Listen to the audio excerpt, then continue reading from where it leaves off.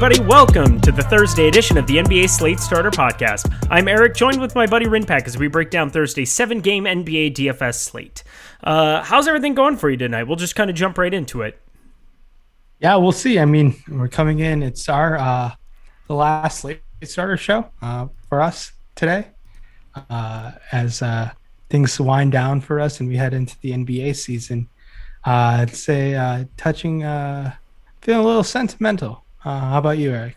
Yeah, me too. Obviously we got MLB coming down the pipeline tomorrow, and we said goodbye to the late Slate Sweat and Swap show tonight. Got to do a nice 5-man booth, which was fantastic, hanging out with the whole crew. But yeah, unfortunately this will be our last show today, but we'll try to keep it professional. We'll get through it, but thank you guys so much for listening. Enjoyed it, April Fools. So let's party. You ready to go? Yeah, let's ride. April Fool's Slate. We will be back. This is not our last show. We will be back. Hopefully, you guys didn't fall for that. But let's talk about this slate. Yeah, no, I didn't sell that as good as I could. What an actor! What an actor that was. Oh, good Lord. Guys, hit that bottom button. This is not a joke. Get to that bottom button. Hit the like button. Hit the subscribe button. Big time hit that if you're watching on YouTube. And hit the notification bell so you know when this and all the other content at Awesemo is going live. We are sponsored today by Monkey Knife Fight. Go to monkeyknifefight.com. Put in the promo code Awesemo. All you have to do is look at this bottom bar if you're watching on YouTube, or if you found us on any of the podcast networks. Make sure you just spell it correctly. AWESEMO. You plug that in, you get $50 first match deposit bonus. Free 99 is the best 99. I say that a lot, but it is so true. Let's get to it. Top end today. So 7-gamer sandwiched between a day of baseball. What a day it's going to be. But Russell Westbrook, $11,000 against Detroit. Slower matchup. Terrible defense. It's Russell Westbrook. Bradley Beal might not play. His game log is the thing of like legend. 69.75, 94.5, 59.75, 58.5. I mean, he's basically averaging like 7.5x over the course of the last 4. I mean, it's just stupid at 11K what you're getting from him, so I expect him to be popular. James Harden did not return. He had right hamstring tightness. I don't know if he's going to play tomorrow, so let's talk Kyrie Irving, 9,800. Fast-paced Charlotte team. I mean, we could be looking at that being another spot to be going to. Westbrook and Kyrie, two of the premier guys you might be looking at on this slate, and you can play Kyrie at the shooting guard position over on DraftKings. Steph Curry, last guy to throw into that little ensemble, 9,600. We saw him play 30 minutes, chuck up 24 shots, 6 of 14 from 3 and 51.75, but gets Miami, so that's unfun. Talk to me about the top end of point guard. Yeah, if we're going to get some Kyrie with no Harden, I'm excited. We haven't gotten much of this Kyrie. It's been a while since Harden's been there. There were some times earlier in the year when KD was off. We got to play some solo Kyrie, but 9,800 Kyrie, I like that quite a bit. It's going to be tough to evade that. Makes for a nice savings off of Westbrook. And then obviously Steph Curry still has the upside to break the slate on any site, really. So 3-point bonus on DK. I still like him at 9,600. It's just that he's going to be much lower owned and kind of contrarian. And looking at Trae Young, 9,400 also has massive upside as well. So he's going to be playing a Spurs team that's going to be on a back-to-back. So keep that in mind. Over there, taking a look on the top end of FanDuel, I mean, we can go to Kyrie again. No issues there. I think that makes for a fine option. Trae Young, yet again, playing a San Antonio team who's not as the same San Antonio defensive team. We kind of seen that this year. And I think I'll have a ton of interest in Ben Simmons, 7,900. One last time with no Embiid was disappointing last time, but 7,900 I still think is a great price tag for Simmons. How do you feel about Simmons as a point guard option over there on FanDuel? I mean, I hate him right now. I just hate his guts. He's a great play. It's 7,900. It's so cheap. Cleveland, they could just dominate and throw it out the window, but I don't know. Jared Allen's already ruled out, so maybe that direction. Terry Rozier, 7,500. I feel really good about that for a little bit less too. But yeah, Ben Simmons has just been disappointing over and over and over. That's back-to-back sub-25 games on FanDuel, but I expect some positive regression in a game that if they do blow him out, he's probably a reason. Him and Tobias Harris are probably the reasons why. Getting down here a little bit further, Kendrick Nunn continues to be out. We'll see if he ends up sitting again, but Golden State team playing at the second fastest pace in the NBA, so you could be looking at like some shots on Dragic or doing some of that now that he's down to 4,800 over on FanDuel. And then the last guy I'll bring up, Saban Lee, Washington, 5K. He'll be starting. Only put up 14.4 in his 19 minutes. I do like Corey Joseph, 4,500. Played 28 minutes, 28.9. New team, new vibe, new Corey Joseph, playing with some usage. I believe he had over 18% usage his first two outings there, and now saw the bulk of the minutes there in a competitive game against Toronto today. So what do you think about Corey Joseph, of all people on earth? Oh, Kojo's tough at 4,500, but he's been shown that he's a new player there in Detroit. Now, a favorable matchup against Washington. Definitely a lot of interest. Not many guys cheaper than him really in play, honestly. So it's going to be tough to go cheaper than him. So just that alone makes him kind of in play. Not like a whole lot of interest, but some interest. I think we see that he's already got the trust of Dwayne Casey in a short period of time. Yeah, I like him a lot more than I even like Jerome Robinson, who's 3,900. He would be the only guy I would have any interest in on the Washington side of the ball, and that would obviously require Beal to be out. Let's go to the top end of shooting guard over on FanDuel. We got James Harden, 11,500. Yeah, I don't know if he's going to play if he had right hamstring tightness and then couldn't finish out the game against Houston. Yeah, Bradley Beal, 8,800. Don't know about him either. Paul George already got ruled out, so I guess we should have brought up Reggie Jackson a second ago. I like Reggie Jackson very much, letting it be known. And Victor Oladipo, it says that he's expected to play. We'll see that. I want to see that to believe it, and that would definitely wane a little bit of that Goran Dragic interest. But top end of shooting guard is very barren. We could have all three out. We could have two of the three, but Paul George definitely out, which means that we're going to have Terrence Mann and Luke Kennard day again. What do you think about those guys on the bottom? And then just work your way around. Yeah, I mean, makes a ton of sense to go to Kennard and Mann again. They were solid 2 games ago. Kind of put up a dud performance against the Magic team, obviously. And Marcus Morris was also out last time, so keep that in mind with what happened in that situation. But with no Paul George, still a significant interest in those Clippers guards. So definitely love being over the field on those guys. Other guys who have interest. It's a Detroit team that's not very good, so he can light it up and no questions asked. Keep in mind with what the coaches say, or if there's any news and notes that Scott Brooks decides to share with us. Other guys to take a look at. I think the Charlotte guards deserve a mention against Brooklyn. Rozier and Monk and Devontae Graham. I think they make for all interesting options. A matchup against Brooklyn makes a ton of sense. I'll have a ton of interest in Devontae Graham just because of his price tag. Someone we can definitely target. On the other side of things, in that Atlanta Spurs matchup, DeMar DeRozan, 7,700 on FanDuel. Really a fine option.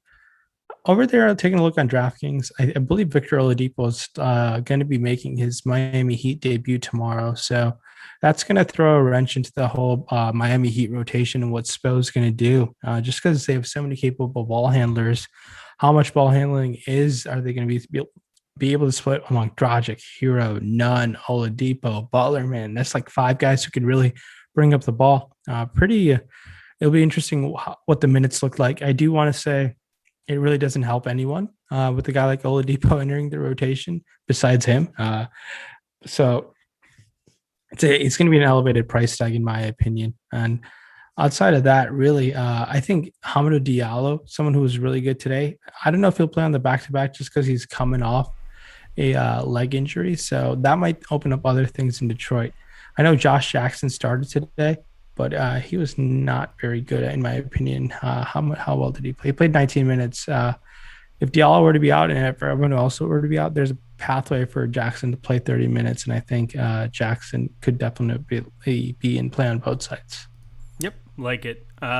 looking around other spots, I think Bruce Brown's somebody to talk about. I think he'll get a lot of ownership if James Harden's ruled out and Kyrie goes to the point. I think that would make a lot of sense going that direction. We've seen Bruce Brown play pretty capably when it's just one of the three guys out there. But yeah, I would have no problem getting to him at 4,400 over on FanDuel. Josh Jackson, down to 4,200 in that Washington matchup. Hopefully he would be able to get a couple more minutes. I don't even want to talk about Cody Martin because that was such a mistake in my life, and I never want to talk about him ever again. And then, let's see. Is there anybody else that you're really kind of looking at here? Because for me, I think we've kind of covered it. Jerome Robinson is shooting guard only over on DraftKings, so he's 3,500 there, whereas he's point guard. And I guess I should say Michael Carter-Williams, who has shooting guard eligibility on DraftKings, 5,800. I still think he's more intriguing if you're going to take some shots on point guard at 5,300 on FanDuel, but I don't even know if I want to go that direction. I feel like that game against the Clippers, a little bit of an outlier with so many bodies there now. Yeah, really kind of broke the slate in the sense came out of nowhere with that performance after he had disappointed everyone and their mom the last couple of times. But I think that brings up an interesting point. Now I do think Terrence Ross is slowly going to get those minutes ramped up. Still a little too expensive, speaking about the Magic. Mm-hmm. Yep, agreed. Guys, top into small forward. Going to DraftKings again. Kawhi Leonard, 9,300. We have no Paul George, so he's going to be popular against Denver, rightfully so. Jimmy Butler, 9K against Golden State. Love the matchup. Don't love Victor Oladipo entering the rotation alongside him and Bam. So, yeah, that's going to be tough still to get to 9K on him. Same with Ben Simmons, 8,900. I know we talked about him on FanDuel where he's 7,900. Yay. Where he's 8,900. Even though you can play him at small forward, nay. Not a big fan. And then Tobias Harris, 8,700. Those are just big numbers. I'm about to choke on my... what in the world just happened? I had soup right before this. I just chowed down a bunch of soup. This is my fourth show of the day, so I'm gonna just give the floor to you. I just want to hear you talk about small forward anyway, so tell me what to do. Yeah, taking a look at the small forward side of things, Clippers matchup against Denver, love Kawhi Leonard. Definitely has massive upside with no Paul George. Kind of disappointing game last time out. Now, I do think he can definitely bounce back against this Denver team. Was very good in that playoff series against them. So I like going to Kawhi. Other guys who fall in the range, Gordon Hayward, 7K against Brooklyn. On FanDuel side of things, we get the roster too. Definitely like that quite a bit. Taking a look at other guys at their prices. What does Bogdan Bogdanovic have to do to get that price tag up? Coming off a 37-minute game, 46 fantasy points. So good. Yeah, he's going to be chalky as hell. It's going to be crazy. Bogey deserves to be chalk tomorrow. And now pivots around him. It's tough. Deserves that price tag, rightfully so. Man, there are not many pivots on that FanDuel price tag. In fairness, 37 minutes, nobody really saw that coming. It's been in the range of outcomes. They've had a couple of wonky games, Golden State, Denver. But Sacramento, he did play 31, put up 34.3 there. You could have looked at that matchup and said whatever, but 37 minutes against a good, stout Phoenix team. Atlanta just kind of blitzed them, and that was without John Collins. So you take John Collins off the floor, who's already been ruled out. I like going that direction for sure. 4,200 is a joke. Mm-hmm. And I think a pivot off of him, and you can play Joe Harris with him, no issues there. I do think he'll be getting a ton more shots if no Harden plays tomorrow. Taking a look at things on DraftKings, Jeremy Grant versus Washington was very good. Looked like the most improved player of himself today. Played 34 minutes, took 19 shots, made 11 of them. Really like Jeremy Grant. Marcus Morris, if he plays, 5,300 seems a little expensive, but no Paul George has a upside of at least mid-30 fantasy points, in my opinion. So I like going there. Other spend down options, you can take your chances on Kennard, 4,200. Really like that price tag. But outside of that, really, it's tough on DraftKings over there. I think Morris and Kennard stand out, and Kawhi. It's just the Clippers guard small forwards are in a great spot tomorrow. So I really like targeting them. And DeRozan, 7,600, definitely a guy who's pretty nice upside. I will say the Clippers at least are starting to get more appropriately priced. I mean, Nicholas Batum up to 5K on DraftKings a game ago. was already kind of ahead of the curve there, but also he's not like the highest usage guy or the guy I was worried about. Terrence Mann and Luke Kennard are over 4,700 on FanDuel, I believe 4,751 respectively, and then Nicholas Batum's up to 4,600 there. So it's tougher to get there than what it was, but they're still underpriced, and we'll see if Marcus Morris ends up going. But it sounds as though more than likely he'll maybe give it a go. It's a calf. He's questionable. We'll kind of see how it shakes out. But obviously having him and Paul George out, just like it was a game ago, a good opportunity for them. I expect them all to play much better. Anybody else you want to talk about here? I mean, Rui Hachimura, 6K. Love my guy over on FanDuel still. He's just crushing. And now Detroit, well, who's going to guard him? Sadiq Bey? Like, get out of here. Yeah, Rui's a fine option as well. Deserves that price tag. Obviously, the Beal news will be very pivotal in that. It'll be tough to have a lot of interest in Rui if Beal plays, but if Beal is out, sign me up for some Rui for sure. Opening day MLB tomorrow. Oh, you can feel it in the air. It's palpable. Guys, promo code STARTING9. All you have to do is go to Awesemo.com. Check out the offers. Check out all the goodies. Awesemo.com / what's the other one, Rinpack? You know all these things. /promos. /promos. Awesemo.com /promos. Put in promo code STARTING9. STRTING 9. The number 9. I can spell. I'm cool like that. But you get 9 days of Awesemo Plus MLB package. The projections, the top stacks tool, the top pitchers tool. We're going to have a boom bust tool coming down the pipeline. We have all of these goodies over here in-house at Awesemo.com. I promise you won't be disappointed. Back when I was a sub a little bit ago, a hot second ago, that was how I got my start. That's how I built my bankroll, was an MLB.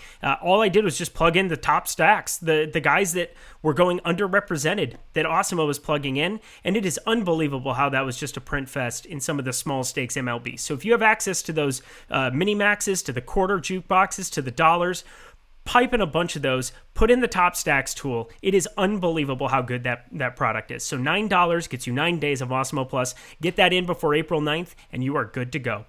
Guys, top end of power forward. Zion Williamson is up to 9,500.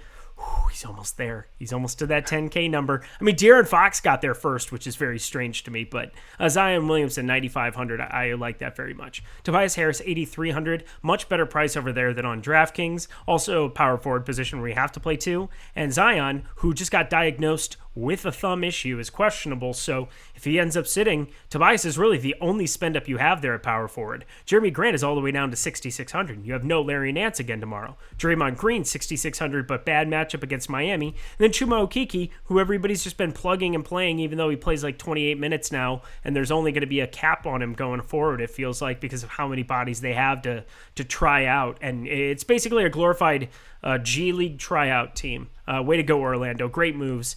Sitting at 6K, probably not for me. Do you have interest in going back to the PJ Washington experience after he went from playing 44 minutes to 23? 5,500, just got done burning the universe, and I still expect him to garner a lot of ownership against Brooklyn. Yeah, it's I'll have to see why he played that little minutes. Come a team against Washington, he was very highly owned. He burned me. And it was really upsetting, obviously, with that type of performance. Really ruined majority of your night, especially on a short slate like that, small slate like that. So Washington, 5,500. Barring any reason why he played such limited minutes, I'll have interest yet again just to go back. Marcus Morris, like spending down to him. Chuma Okeke is a little too expensive for my liking. Tobias Harris, 8,300. I think we can definitely consider him as an option. Jeremy Grant, 6,600. Probably one of my favorite plays at that power forward position, barring any back-to-back rest in Detroit. I doubt it, just because Detroit's just a pure on lottery team, and he's just putting up a bunch of stats. But Isaiah Hartenstein, Jared Allen did not practice today. 4K versus Philly. I think we can go back yet again. I think there's an upside for him to at least get you mid-20s, if not more. I am definitely interested in Isaiah Hartenstein over there on FanDuel. How do you feel about that as I take a look on things on DraftKings right now? Yeah, let's party with Hartenstein. That was one of the more fun experiences, playing him at 3,200 on DK. No longer, but on FanDuel, yeah, fire him up.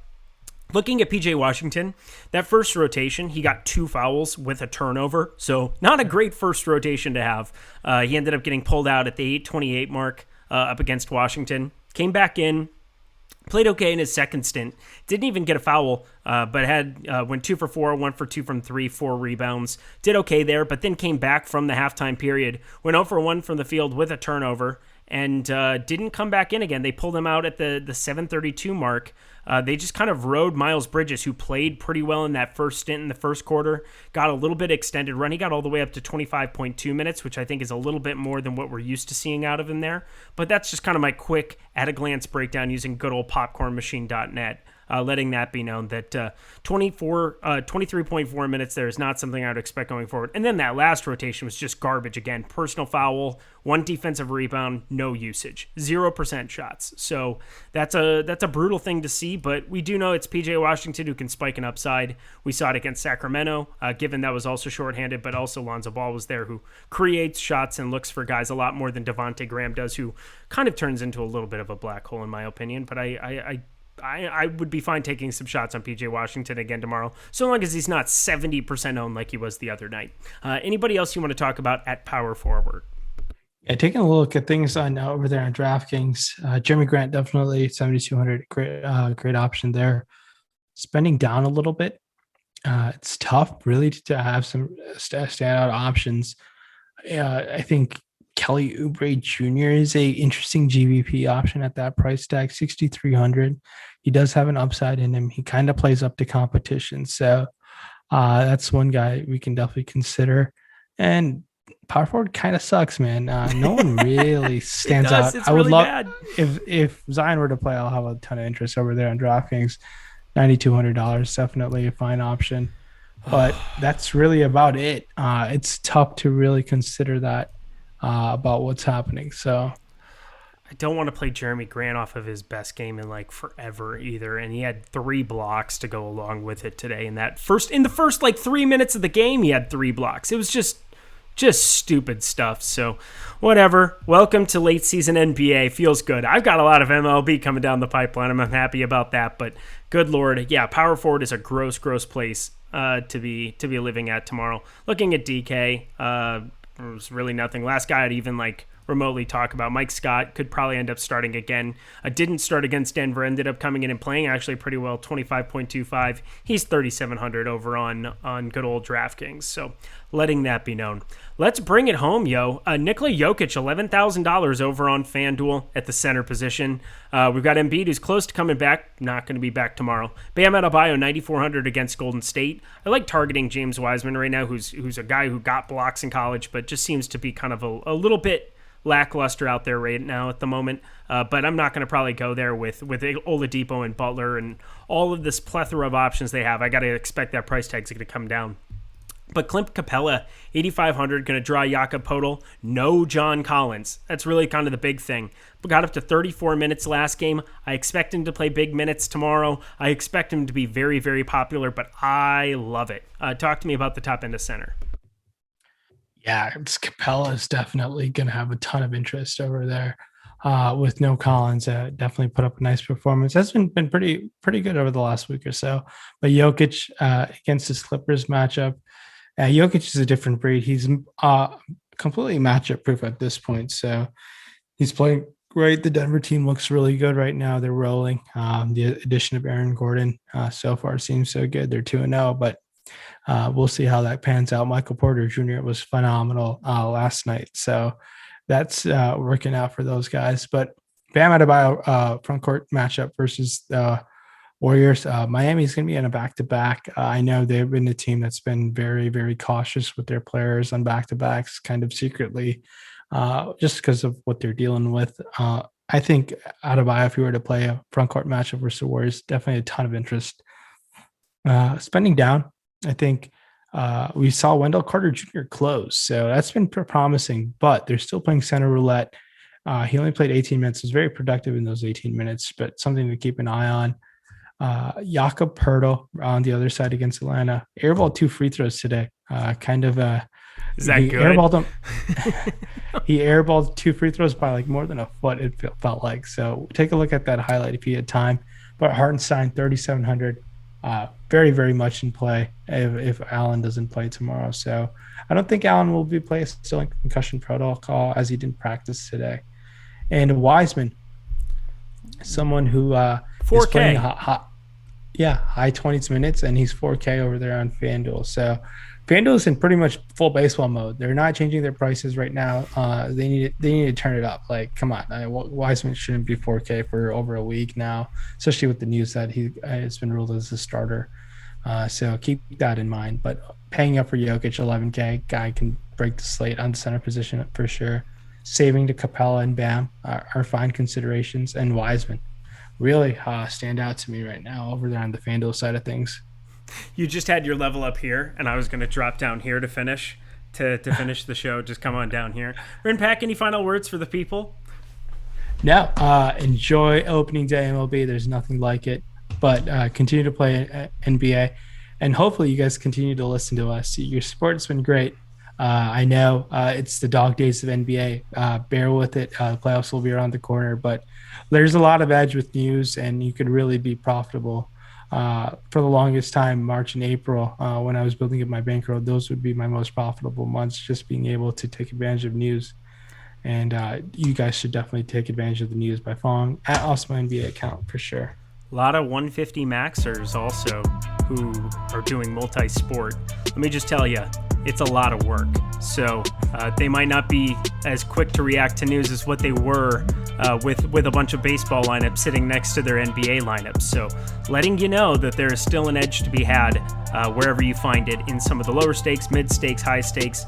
Just paying attention to the news constantly. Do all the things that Rinpack teaches. Rinpack preaches. Why Rinpack peaches? I mean, those sound delicious. I like those too. But guys, we will see you all later. We'll see you on Friday's edition. Take care.